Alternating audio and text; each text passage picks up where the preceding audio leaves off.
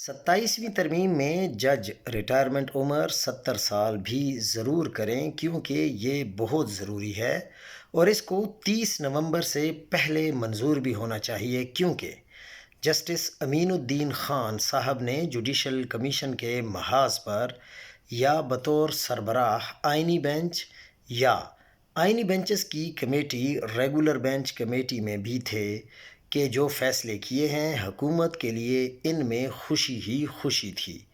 پھر یہ بھی یقینی بنایا گیا کہ 26ویں ترمیم کے خلاف درخواستوں کا 13 میں فیصلہ نہیں ہو۔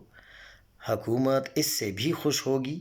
پھر مخصوص نشستیں مال غنیمت میں حکومت کو دی گئیں، اس کے وارے نیارے ہو گئے۔